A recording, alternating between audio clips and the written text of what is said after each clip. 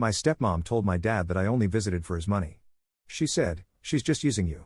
So I made a public donation in his name with all the money she'd been asking for, and left her fuming. Story 1. Let me tell you about something that happened with my family that still makes my blood boil every time I think about it. My stepmom, Glynis, told my dad I only visited him because I wanted his money. She said I was using him. The sheer audacity of it. What I ended up doing about it is something that still makes me laugh to this day, and it left her absolutely fuming. It all started about a year ago. My dad, Errol, is in his early 60s and not in the best shape. He's a good man, but years of hard physical work left him with a bad back and arthritis. I've always made it a point to visit him regularly, especially since I live just an hour away. He's always been there for me, and helping him with chores and just spending time with him feels like the least I can do. The problem? His wife, Glynis. She's the kind of person who walks into a room and makes sure everyone knows she's in charge. She's loud, controlling, and obsessed with appearances. She's also got a talent for spending money like it's burning a hole in her pocket. My dad, bless his heart, can't seem to say no to her, no matter how ridiculous her demands are. When I'd visit, I'd mostly ignore Glynis. I was there for my dad, not her. I'd mow the lawn, clean the gutters, help him with errands, whatever he needed. We'd have dinner afterward and catch up. It was our time together, and I treasured it. But Glynis didn't see it that way. She acted like I was invading her kingdom every time I came over. At first, it was subtle, sighs, fake smiles, or little comments about how I sure came by a lot for someone with a busy life. I brushed it off. I thought, maybe she's just not great with stepdaughter dynamics. I wasn't about to let her ruin my time with my dad. Then one day, I overheard something that shook me to my core. I was in the bathroom washing my hands after helping my dad haul some heavy boxes into the garage. Glynis and my dad were in the kitchen, and her voice carried right through the thin walls. "She's only here because she wants something from you," she said. "She's using you, Errol. She's probably going to ask for money soon." My hands froze under the faucet. What? Was she seriously accusing me of that? "She's not like that," my dad replied. "Callie doesn't ask me for anything." "Not yet," Glynis shot back, her voice dripping with disdain. "But mark my words, she will. You're just too soft to see it." I didn't wait to hear more. I grabbed my things, told my dad I wasn't feeling well, and left. On the drive home, her words kept replaying in my head. I was furious. I'd never asked my dad for money. Ever. In fact, I was the one helping him. How dare she accuse me of being some kind of manipulative freeloader? I tried to let it go, but I couldn't. Every time I visited after that, Glynis would find new ways to needle me. She'd make comments like, "Oh, you're here again? Must need something." Or she'd ask, loud enough for everyone to hear, "What do you want this time?" The worst part? She said it all with this fake smile plastered on her face, like butter wouldn't melt in her mouth. One time, while I was trimming the hedges, she came outside and leaned against the porch railing, watching me like a hawk. "You know," she said, loud enough for the neighbors to hear, "if you're going to keep coming over, you might as well just admit you're here for his money. It's not like you're fooling anyone." I stopped what I was doing and stared at her. My blood was boiling, but I didn't say a word. I finished the hedges, put the tools away, and left without even saying goodbye. I knew if I opened my mouth, I'd say something I'd regret. But that was the moment I decided I was done letting her walk all over me. If Glynis wanted to accuse me of being after my dad's money, I'd show her just how wrong she was. And I'd do it in a way she'd never forget. For weeks, I started paying closer attention to how much money Glynis was draining from my dad. She was constantly asking him for help with this or that, whether it was a new designer purse, a spa day, or money for her sister's emergency. It was nonstop. My dad, being the generous and conflict-averse person he is, gave her whatever she wanted. One evening, I asked him straight up, "Dad, how much money have you given Glynis over the past few months?" He hesitated, looking embarrassed. "Why do you want to know?" "Because she's making comments about me being after your money," I said. "And I want to make sure you're okay."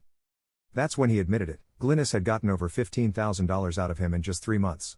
$15,000. I felt like my head was about to explode.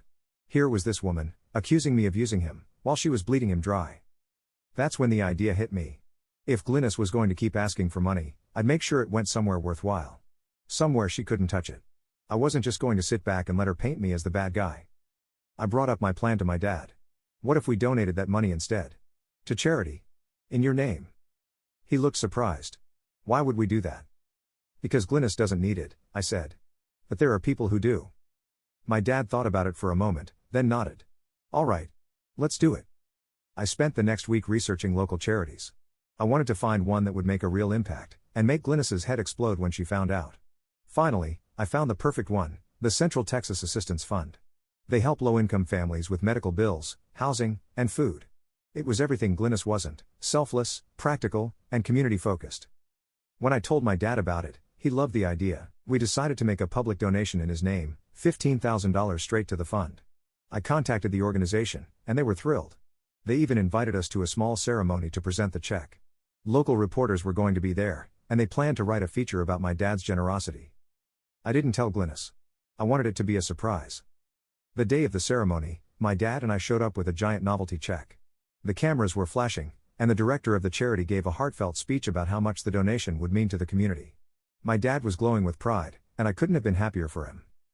Then, the story aired on the evening news. I can only imagine Glynis's reaction when she saw it. The evening news clip was priceless.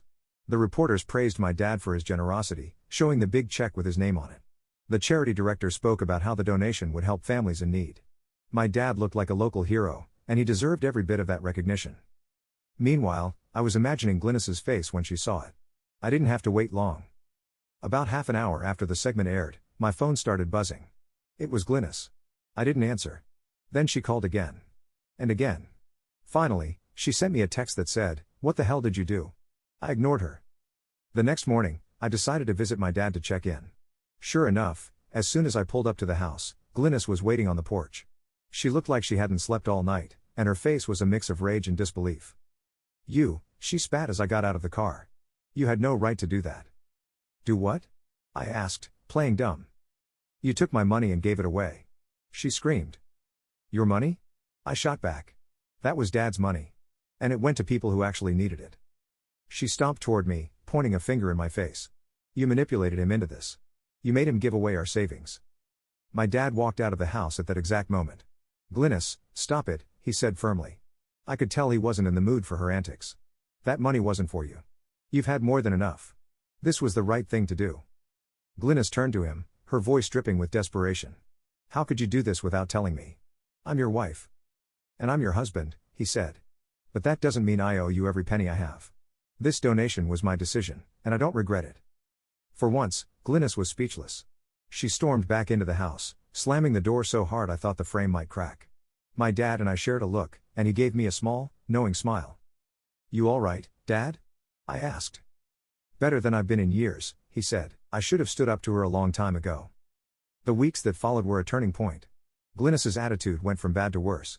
She sulked around the house, throwing pity parties for herself and complaining to anyone who would listen. She even tried to get sympathy from her friends by claiming my dad was cutting her off. Unfortunately for her, no one believed it, especially after they saw the news segment.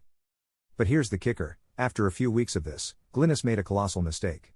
She tried to guilt my dad into giving her more money by threatening to leave him. I think she expected him to cave, but instead, he surprised both of us. "Maybe you should," he said calmly. "What?" Glynis froze, clearly not expecting that response. "I think you should leave," my dad repeated. "This marriage isn't working anymore. I'm tired of being treated like a bank account. If all you care about is money, maybe it's time we went our separate ways." Glynis's face went pale. She tried to backtrack, saying she didn't really mean it, but my dad wasn't having it. Within a month, he had filed for divorce. Glynis tried to fight it, but the prenup my dad had insisted on before their wedding meant she wasn't entitled to much. She left with a fraction of what she'd hoped for, and the public humiliation of everyone knowing about the charity donation didn't help her case. The divorce was finalized a few months later. My dad got the house, his peace of mind, and the freedom to live his life without Glynis's constant demands. As for Glynis, she moved in with her sister in Florida. Rumor has it she's been struggling to find her next meal ticket. My dad, on the other hand, is thriving. He joined a hiking group, started gardening, and even adopted a rescue dog named Rusty. We spend more time together now than ever, and it's like a weight has been lifted off his shoulders. Looking back, I don't regret a single thing. Glynis thought she could paint me as a greedy, manipulative daughter, but in the end, her own greed was her downfall. And my dad? He's happier than I've seen him in years. Revenge isn't always about getting even. Sometimes, it's about setting things right, and letting karma do the rest. Story 2. It's about my wedding day. The day that was supposed to be filled with joy and love turned into a ridiculous circus because of my mother-in-law, Bernadette. This woman thought she could hijack my wedding and still walk away unscathed. Let me tell you, she was wrong. Before I get into the juicy details, let me paint you a picture of who we're dealing with. Bernadette is the kind of person who believes the world revolves around her. She's dramatic, self-absorbed, and has a talent for making everything about her. I saw glimpses of her craziness when I started dating Rylan, but I didn't realize the depths of her nonsense until the wedding planning began. When Rylan proposed, I was over the moon. It was a perfect moment, just the two of us. We called our families to share the news, and everyone was thrilled. Well, almost everyone. Bernadette sounded like she was reading from a script when she said, "How nice." No excitement, no joy.